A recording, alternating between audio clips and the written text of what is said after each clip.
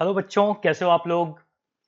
आज हम लोग स्टार्ट कर रहे हैं एक नया चैप्टर जिसका नाम है ऑसिलेशन। ऑसिलेशन के बारे में बचपन में आपने नाइन्थ में, टेंथ में, एट में आपने कुछ कुछ पढ़ रखा था कि ये एक टू एंड फ्रो मोशन होता है और भी सारी कहानियां। लेकिन क्लास 11th में बहुत प्रॉपर तरीके से, बहुत डिटेलिंग में इसको हमको पढ़ना है। चलिए स्टार्ट करते हैं। सबसे पहला टॉपिक हमारे पास आता है कि पीरियोडिक मोशन क्या होते हैं। ऑसिलेशन को समझने के लिए हमको छोटे छोटे टूल समझने पड़ेंगे कि ये पीरियोडिक मोशन क्या होता है। देखिए, पीरियोडिक मोशन, पीरियोडिक मतलब ही होता है कि एक पीरियड होगी, लाइक मतलब एक साइकिल चलेगा, तो उसमें क्या होगा कि एक रेगुलर इंटरवल के बाद चीजें बदल जाएंगी। ठीक है, जैसे मैं अगर आपको इमेजिन करवाऊं तो मैं आपको बोलूंगा कि टू एंड फ्रो मोशन के बारे में सोचो, पेंडुलम के बारे में सोचो। पेंडुलम में क्या होता है कि पहले बॉब जो है वो ऊपर की तरफ उठेगा, ठीक है, फिर एक रेगुलर इंटरवल के बाद फिर से उठेगा, मतलब नीचे आएगा और फिर उठेगा। तो इसका मतलब है कि चीजें रेगुलर इंटरवल के बाद सेम चीजें रिपीट होने लगेगी। तो मैंने लिख दिया है कि रेगुलर इंटरवल के बाद चीजें क्या होंगी, रिपीट होंगी। फॉर एग्जाम्पल हमने लिया है कि एक इंसेक्ट है जो क्या कर रहा है कि ऊपर चढ़ रहा है, क्लाइंब कर रहा है और फिर नीचे गिर जा रहा है, फिर चढ़ रहा है, फिर नीचे गिर जा रहा है, अगेन चढ़ रहा है, फिर नीचे गिर जा रहा है। तो ये एक पीरियोडिक मोशन है। फिलहाल हम ऑसिलेशन में नहीं जा रहे हैं, अभी हमारी बात चर्चा चल रही है कि पीरियोडिक मोशन क्या होता है। ऑब्वियसली एक इंसेक्ट वाला जो कहानी है ये पीरियोडिक तो है, लेकिन ऑसिलेशन नहीं है ये।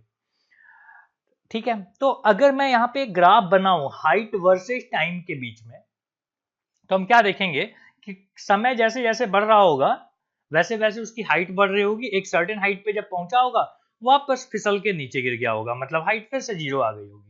अगली बार में आप देखो, जैसे मैं बोल दूं कि ये है position A, this is position B, this is position C, यहाँ पे हमारे पास है डी, यहाँ पे ई। तो मैं बोलूंगा ए से बी के बीच में क्या हो रहा है, वो ऊपर की तरफ चढ़ रहा है। बी से सी के बीच में इस पार्ट के बारे में बात कर रहे हैं, तो यहाँ पे क्या हो रहा होगा, ये फिसल के फिर नीचे आ जा रहा है। सी से डी में अगर बात करें तो ये वापस क्लाइंब कर रहा है, और डी से ई में वापस ये फॉल डाउन हो रहा है। तो ये एक क्या है, पीरियोडिक मोशन है। अगली चर्चा हमारी होगी कि यूनिफॉर्म सर्कुलर मोशन क्या होता है। देखिए, यूनिफॉर्म सर्कुलर मोशन में क्या होता है कि एक बॉडी है जो सर्कुलर मोशन तो कर रहा है, ठीक है, सर्कुलर मोशन कर रहा है, लेकिन उसकी स्पीड जो है वो कभी भी नहीं बदल रही है। ध्यान दीजिएगा, मैंने स्पीड बोला है, वेलोसिटी नहीं। स्पीड मतलब क्या हो गया कि मैग्नीट्यूड, राइट। जैसे मैं बोलूं कि 5 मीटर पर सेकेंड उसकी स्पीड है, तो हमेशा हर जगह पे 5 मीटर पर सेकेंड में। तो क्या हुआ देखो कि ये एक एक फिक्स टाइम में, मान लो ये टी टाइम में वापस यहाँ पहुंचा घूम के, और फिर से ए पोजीशन पे पहुंच गया, वापस घूमा, फिर से टी टाइम में यहीं पे पहुंच गया।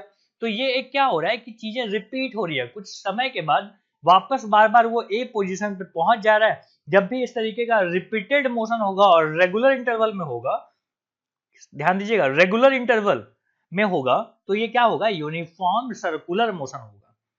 अगर मैं बात करूं कि इसकी स्पीड कांस्टेंट नहीं होती तो क्या होता, मैं जैसे मैं लेके चलूं कि स्पीड पहले फर्स्ट राउंड करने में बहुत ज्यादा था, तो मान लो उसको लगा है 10 सेकेंड, अगली बार उसकी स्पीड कम हो गई तो अब की बार लगा 20 सेकेंड, फिर स्पीड बढ़ी, हो सकता है 15 सेकेंड लगा। ओके, तो यहाँ पे क्या हो रहा है कि यहाँ पे चीजें रिपीट तो हो रही हैं बट रेगुलर इंटरवल में नहीं हो रहा है, और जब भी रेगुलर इंटरवल में नहीं होगा तो ये एक पीरियोडिक मोशन नहीं कहलाएगा। ओके, अब हम बात करते हैं कि ऑसिलेटरी मोशन के बारे में, जिसको हम ऑसिलेशन कह रहे हैं। तो यहाँ पे हम लिख लेते हैं एक हेडिंग कि oscillatory motion. Oscillatory motion, oscillatory motion देखो क्या होता है। तो सबसे पहला जो चीज हमारे पास है कि periodic motion, periodic motion, periodic motion which do to and fro, to and fro motion, to and fro motion are called oscillatory motion। अब समझो क्या बोला मैंने। सबसे पहला जो कंडीशन है वो है कि एक पीरियोडिक मोशन होना चाहिए, और वो क्या करना चाहिए, टू एंड फ्रो मोशन करना चाहिए। टू एंड फ्रो मोशन आपको समझ में आता है क्या होता है। अगर मैं एक पेंडुलम लूं, पेंडुलम में एक तरफ की जाने को हम टू बोलते हैं और दूसरे तरफ के आने को हम बोलते हैं फ्रो, ठीक है। तो टू एंड फ्रो मोशन होना चाहिए और पीरियोडिक होना चाहिए।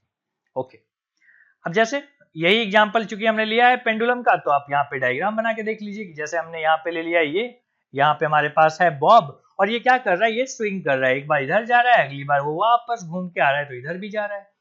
ठीक है, तो ये क्या हो रहा है, स्विंगिंग मोशन हो रहा है, स्विंगिंग मोशन। ठीक है, टू एंड फ्रो मोशन को हम स्विंगिंग मोशन भी बोल सकते हैं। यहाँ पे एक बात ध्यान रखिएगा कि all oscillatory motion, all oscillatory motion, जितने भी ऑसिलेटरी मोशन होते हैं आर पीरियोडिक, आर पीरियोडिक। ठीक है, और यहाँ एक स्टार लगा लेते हैं, ये 99% केसेज में सही है, बस 1% केस में ये चीज बदल जाता है, उसके बारे में बात करेंगे। तो फिलहाल इस बात को याद रखिए कि all oscillatory motion are periodic, और कहां पे ये 1% आता है उसके बारे में चर्चा थोड़ी देर के बाद। अब एक टर्म आता है हार्मोनिक, यहां लिखता हूं हार्मोनिक, हार्मोनिक मोशन भी हम बोलते हैं ना। तो हार्मोनिक का मतलब क्या है, तो हम बोलेंगे हार्मोनिक का मतलब होता है बेटा, harmonic means periodic. Harmonic means क्या होता है, पीरियोडिक। जैसे हारमोनियम में क्या होता है कि आप सा रे गा मा प ध नी सा के बाद वापस ये चीज रिपीट होती है, तो ये क्या हो गया, ये एक हार्मोनिक साउंड आ गया। ये क्या हो रही है, ये एक रेगुलर इंटरवल के बाद वापस रिपीट होगी, तो वहीं से ये बात आई है कि हार्मोनिक मीन्स होता है पीरियोडिक। ओके, अब हमारे पास है कि जैसे अगर मैं एक कटोरे में एक बॉल को लेके हमने ऐसे छोड़ दिया, ठीक है, यहाँ पे ये बॉल है, इसको हम डिस्टर्ब कर रहे हैं, ये ऊपर जा रहा है फिर नीचे भी आ रहा है, ठीक है, फिर ऊपर जा रहा है इस तरफ, तो यहाँ पे क्या हो रहा है कि ये मोशन में है, इधर भी और इधर भी। अब इस जो पोजीशन है, ये जो पोजीशन है ए पोजीशन को हम बोलते हैं बेटा stable equilibrium, stable equilibrium. Okay, क्या बोलते हैं इसको, स्टेबल इक्विलिब्रियम पोजीशन। क्यों ऐसा बोलते हैं, क्योंकि इसी जगह पे वो क्या है, स्टेबल है। बाकी जगह जैसे यहाँ भी इक्विलिब्रियम आएगा एक बार, लेकिन ये क्या होगा, अनस्टेबल, मतलब यहाँ पे जब गया होगा पीक पे पहुंचा होगा तो यहाँ पे थोड़ा देर के लिए रुक गया होगा, और ये भी एक इक्विलिब्रियम पोजीशन है, बी पोजीशन भी इक्विलिब्रियम है, लेकिन ये स्टेबल इक्विलिब्रियम नहीं है। अब हम बात करते हैं कि इस पे फोर्स क्या लग रहा होगा, तो हमने लिख दिया कि force acting on the body, force acting on the body toward its mean position, mean position। समझो क्या हुआ, मैं बोल रहा हूं कि जब ये बॉब यहां पहुंचा होगा तब फोर्स का डायरेक्शन किधर होगा, इधर। जब वो यहां पहुंचा होगा घुड़कते हुए, अभी पीक पे यहां पे पहुंचा नहीं है, ठीक है, सी पॉइंट पे नहीं पहुंचा, ये पीक था, तो तब क्या कर रहा होगा, इसको फोर्स इधर की तरफ खींच रहा होगा, ठीक है, लेकिन ड्यू टू इनर्शिया ये ऊपर जाएगा, लेकिन फोर्स जो है वो हमेशा किधर लगेगा, कहां पे लाना चाहता है फोर्स, इसको पकड़ के ए पोजीशन पे लाना चाहता है, मतलब मीन पे लाना चाहता है, तो हम क्या बोलेंगे कि force acting on the body toward it's mean position only. अगर ये मीन पोजीशन पे लगता है, इसका मतलब है कि force is equal to minus k x पे पावर एन। ध्यान दीजिएगा ये क्या क्या चीजें हैं, माइनस इसलिए लगाया क्योंकि मोशन के अपोजिट हमेशा फोर्स लग रहा है। जैसे मैं बात करूं कि देखो जब यहाँ पे होगा, यहाँ पे इस पोजीशन पे, लाइक डी पोजीशन ले लिया, तो डी पोजीशन पे तो मोशन इधर है, तो मोशन इधर है तो फोर्स इधर लग रहा होगा। अगर अगर मैं बात करूं कि इस यहाँ पे जब वो गुड़क के नीचे आ रहा होगा, नीचे आ रहा होगा तो मोशन इधर है, फोर्स इसके अपोजिट में लगेगा, तो इसका मतलब क्या हो गया, force is equal to minus x पे power n. What is n, तो हम बोलेंगे एन जो है वो एक ऑड नंबर है, 1 3 5 7 9 एक्सेट्रा।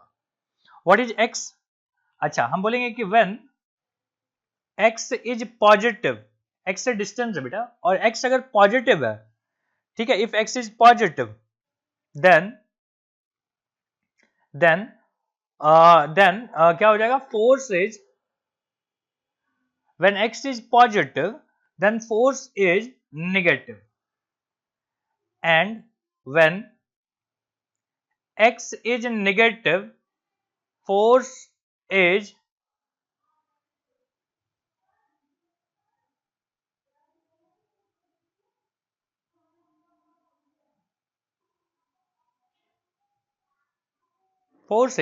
पॉजिटिव।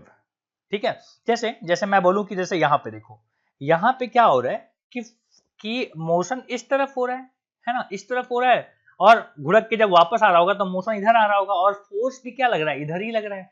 तो कभी कभी फोर्स पॉजिटिव भी होगा।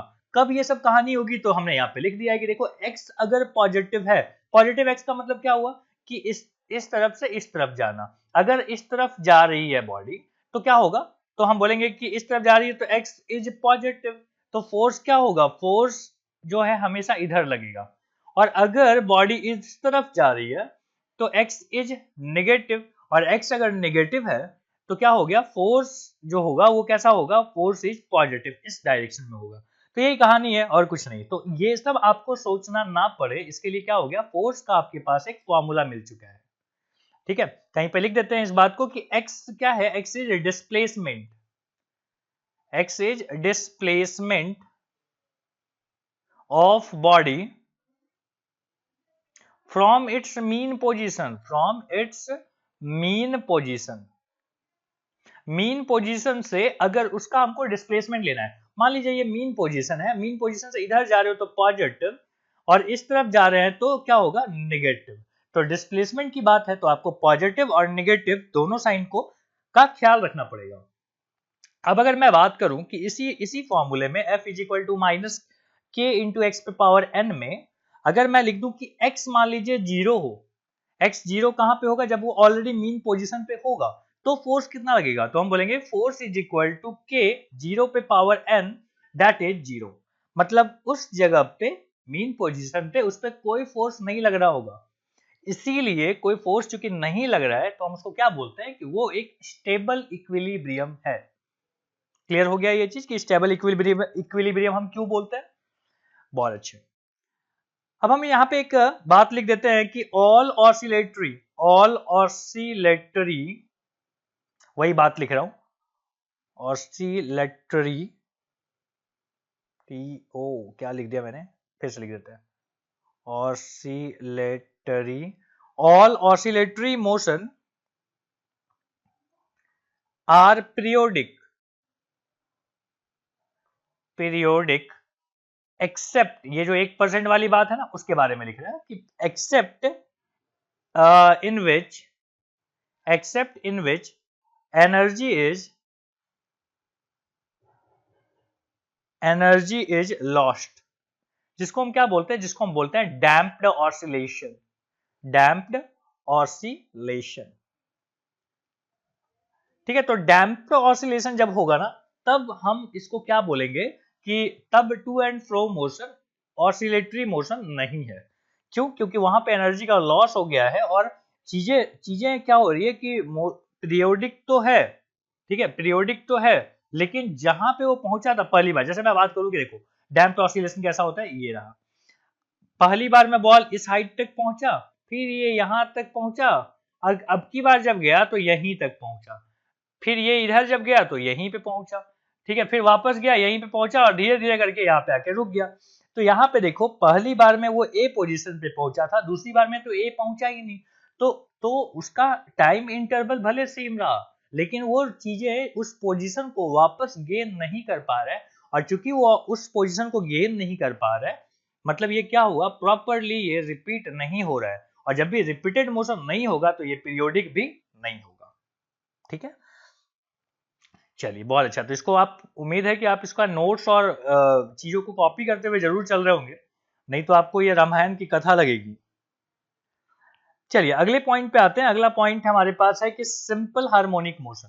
तो हेडिंग लिख लेते हैं simple harmonic motion. Simple harmonic motion क्या होता है, इसको हम लोग शॉर्ट फॉर्म में प्यार से SHM बोलते हैं। ठीक है, SHM। तो हम बोलेंगे it is a special case of oscillation, it is a special case of oscillation. ये एक स्पेशल केस है ऑसिलेशन का। क्यों है बताता हूं। और क्या बोलेंगे, it is the simplest case of oscillation, इसको हम इस तरीके से भी बोल सकते हैं, it is the simplest case of oscillation. Oscillation का सिंपलेस्ट केस को हम क्या बोलते हैं, सिंपल हार्मोनिक मोशन बोलते हैं। ध्यान रखिएगा यहां पे भी चूंकि यह हार्मोनिक मोशन है तो फोर्स इज इक्वल टू क्या हो जाएगा, माइनस के इंटू एक्स पे पावर n। होगा। तो अगर मैं बोल रहा हूं कि अगर ये यहां समझो f is equal to minus k into x पे पावर 1 आ जाए, ठीक है, मतलब n की वैल्यू 1 आ जाए, तो इसको हम क्या बोलते हैं, इसको हम बोलते हैं सिंपल हार्मोनिक मोशन। क्या बोलते हैं, सिंपल हार्मोनिक मोशन। अगर इसकी वैल्यू 2 आती, 3 आती, तो ये क्या होता, ये कॉम्प्लेक्स होता, उस केस में ये हार्मोनिक मोशन तो होता, लेकिन ये सिंपल नहीं होता। तो सिंपल होने के लिए क्या होना चाहिए, force is equal to minus k into x होना चाहिए, ठीक है। तो इसी चीज को आप लिख सकते हो कि this is the simplest case. Simplest case क्यों क्यों क्यों सिंपलेस्ट हो गया, क्योंकि जैसे ही अगर पावर बढ़ेगी तो चीजें कॉम्प्लिकेटेड होने लग जाएगा। Simplest case and this is SHM, ठीक है।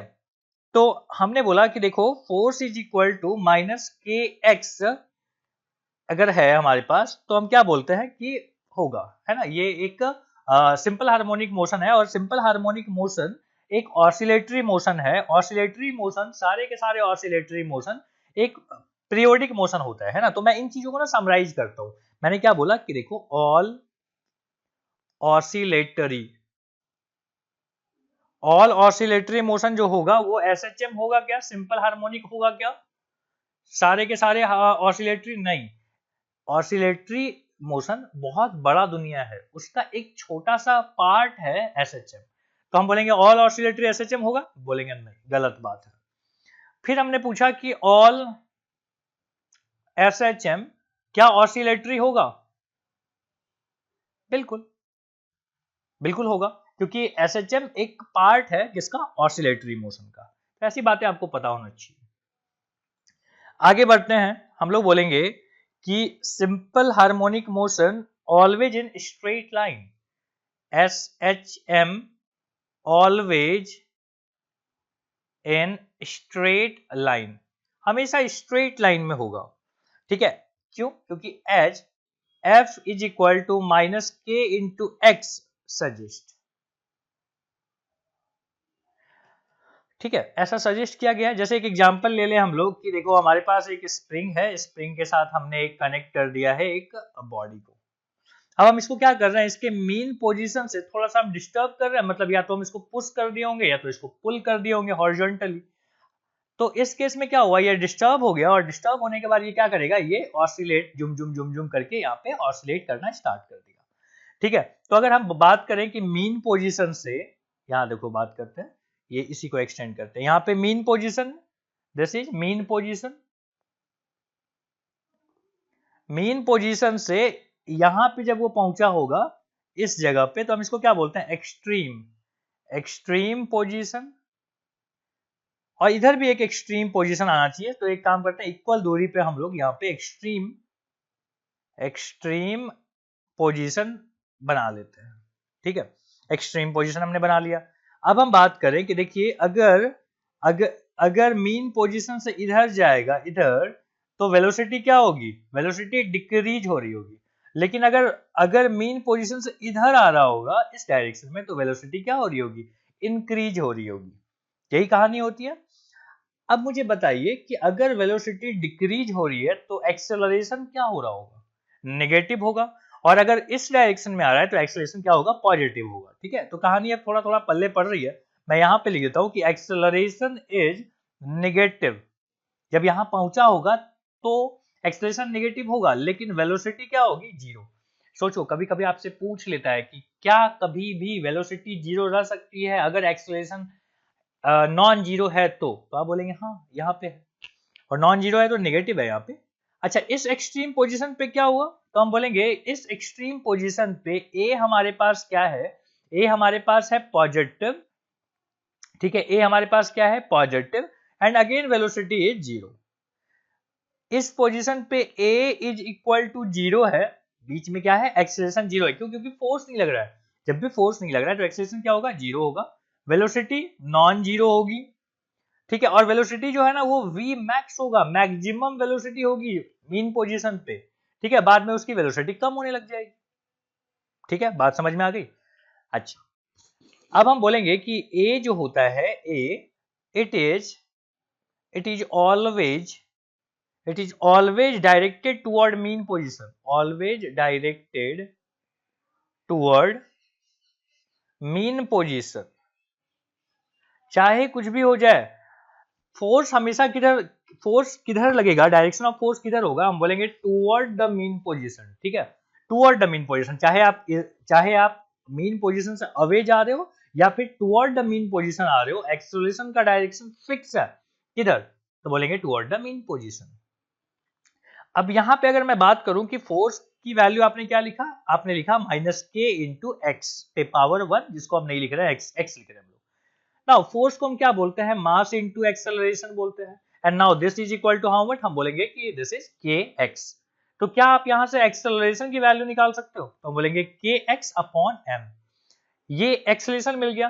ध्यान रखिएगा, एक्सेलरेशन की जो वैल्यू होगी a इज इक्वल टू होता है omega minus omega square x.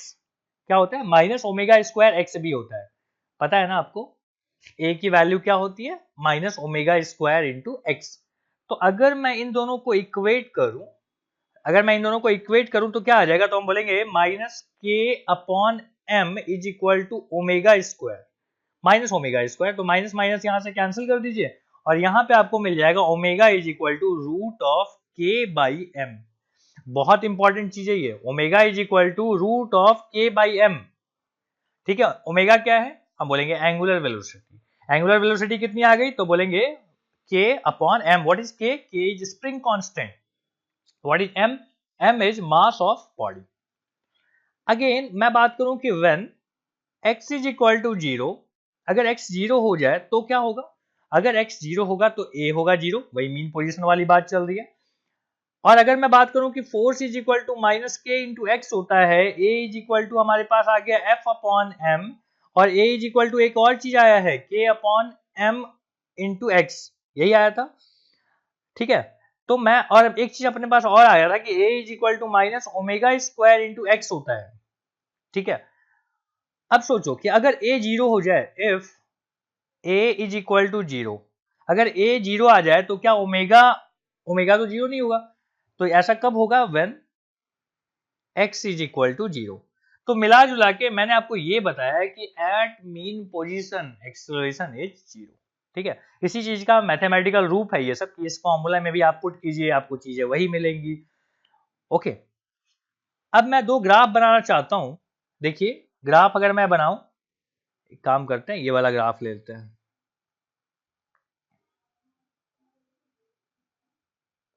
ठीक है, ये ग्राफ अगर देखोगे तो इसमें जो आपका ग्राफ बन के आएगा वो ऐसा आएगा कुछ। समझाते हैं कि एक्स एक्सिस पे क्या लिया है, वाई एक्सिस पे क्या लिया है। एक्स एक्सिस पे हमारे पास है डिस्टेंस, डिस्टेंस बोलने से अच्छा है आप इसको डिस्प्लेसमेंट बोलिए। और ऊपर हमने वाई एक्सिस पे हमने क्या लिया हुआ है, हमने लिया हुआ है फोर्स। तो इस तरीके का हो सकता है। अगर मैं बात करूं कि हम एक और ग्राफ बनाना चाहते हैं जिसमें फोर्स ना लेते हुए हम एक्सेलरेशन लेना चाहते हैं, तो अगेन सेम रहेगा, केवल मैग्नीट्यूड का फर्क रहेगा, बट उसके डिजाइन में कोई फर्क नहीं रहेगा, क्योंकि force is directly proportional to acceleration. ठीक है, यहां पे हमने क्या ले लिया ना, यहां पे हमारे पास है कि this is a, this is x, और एक्सेलरेशन और वर्सेज डिस्प्लेसमेंट का भी जो ग्राफ होगा वो भी लगभग सेम रहेगा। लगभग सेम मतलब क्या हुआ कि इंक्लिनेशन में फर्क पड़ सकता है, लेकिन उसके डिजाइन में कोई फर्क नहीं पड़ेगा। स्ट्रेट लाइन तो डेफिनेटली होगी, क्यों, क्योंकि आपने फॉर्मूला ही देखा था जिसमें f इज इक्वल टू क्या था, माइनस के एक्स था, लीनियर है तो स्ट्रेट लाइन होगा। ओके, एनीवे, अब एक डेरिवेशन की तरफ चलते हैं हम लोग। देखो, अभी अभी आपने पढ़ा कि a इज इक्वल टू होता है minus omega square into x. एक के जगह पे हम dv अपॉन dt लिख सकते हैं। अब आपको समझ में आ रहा है, देखो मैं बोल रहा हूं कि जैसे ही बॉल एक कटोरी में जब घूम रहा होगा, तो जब यहाँ पे होगा ना तो एक्सेलरेशन कुछ और होगी, यहाँ पे एक्सेलरेशन 0 है, बीच में एक्सेलरेशन कुछ और होगा, हर जगह पे एक्सेलरेशन कुछ और होगा। तो हम बोले कौन सा एक्सेलरेशन लिया जाए, तो इसके लिए हमने क्या किया, हमने बोला कि अगर हमको वेलोसिटी चाहिए एक पर्टिकुलर जगह पे, खास जगह पे, तो हमने बोला कि हम नहीं बता सकते क्योंकि एक्सेलरेशन की वैल्यू अलग अलग है। तो हमने बोला कि एक छोटे से पल के लिए हम लोग देख लेते हैं, तो a इज इक्वल टू हमने क्या बोला कि change in velocity upon time dv upon dt is equal to भी क्या आएगा minus omega square into x. क्या हम यहाँ पे dv अपॉन dt को ऐसा लिख सकते हैं कि dv अपॉन dx और साथ में लिख दे dx अपॉन dt? कोई दिक्कत तो नहीं है? देख लो ये सब चीजें कैंसिल हो जाएंगी, वापस वही चीज आएगा। dx अपॉन dt ये जो सेकेंड पार्ट है इसको मैं v लिख सकता हूं, तो हम लिख सकते हैं v dv upon dx is equal to minus omega square into x. Now dx को आप उधर भेज दो तो v dv is equal to minus omega square into x, साथ में आ जाता है dx। अब हमको देखनी है कि वेलोसिटी का जो लिमिट है उसको कहां से कहां तक रखें, तो हम बोल रहे हैं 0 से v वेलोसिटी तक रखेंगे और यहाँ पे x का जो ये है उसको हम रख रहे हैं कि प्लस a से, एम्पलीट्यूड की बात चल रही है, x इज इक्वल टू क्या है प्लस a से लेके हम x तक जा रहे हैं। ओके, ऐसे सिनेरियो में आपको क्या करना है, आपको इंटीग्रेट करनी है। उम्मीद है कि आपको इंटीग्रेशन आता होगा। अब जो नीट के लिए बच्चे प्रिपेयर होते हैं उनको थोड़ा सा डर लगता है, तो मैं आपको बता दूं कि देखो बड़ा सिंपल है कि जो भी यहाँ पे लिखा हुआ है v लिखा हुआ है तो हम बोलेंगे एक पावर बढ़ जाएगा और वही बढ़ा हुआ पावर नीचे लिखा था। ये इंटीग्रेशन के रूल है, ठीक है। और लिमिट हम बाद में पुट करेंगे, यहाँ पे v है यहाँ पे 0 है, इज इक्वल टू यहाँ पे क्या है ओमेगा स्क्वायर। नाउ x का इंटीग्रेशन है तो पावर एक बढ़ जाएगा, मतलब x स्क्वायर अपॉन 2 आएगा। माइनस जैसा था वैसे ही है, लिमिट यहाँ पे आपको पुट करनी है। लिमिट कितना है, लिमिट है x और यहाँ पे है a, ठीक है। अब आप चाहो तो इसको सॉल्व कर सकते हो, मैं यहीं पे पहले t ये दोनों उड़ा देता हूँ। यहाँ पे अगर आप पुट करेंगे v स्क्वायर माइनस 0 स्क्वायर, यहाँ पे आ जाएगा माइनस ओमेगा स्क्वायर। x के जगह पे आपने x पुट किया है और अगली बार आपने पुट किया है omega square into a square. So now v square is equal to minus omega square x square minus a square होगा ऐसा, ओमेगा स्क्वायर माइनस इतना, ठीक है। अगर आप चाहो तो माइनस अगर आपको पसंद ना हो तो आप इस चीज को ऐसे भी लिख सकते हैं omega square a square minus x square, this is v। अच्छा अगर आप चलो ठीक है v स्क्वायर लिख देते हैं, अगली बार में लिखते हैं v is equal to omega plus minus omega, root के अंदर है हमारे पास a square minus x square. आपको पता है ना रूट के अंदर जब भी चीजें आती है तो प्लस माइनस दोनों आ जाते हैं। अब यहाँ पे क्या हो रहा है कि two value represent ongoing journey and return journey. ये वेलोसिटी का जो दो वैल्यू मिला है एक पर्टिकुलर डिस्टेंस पे, जैसे मैं बात करूं कि जैसे यहाँ पे ले लिया हमने कि ठीक है यहाँ पे, तो हम बोलेंगे जब ये यहाँ पहुंचा होगा तो ये एक बार जाने में भी पहुंचा होगा एक बार आने में पहुंचा होगा। तो यहाँ पे लिख देते हैं कि here to values represent ongoing journey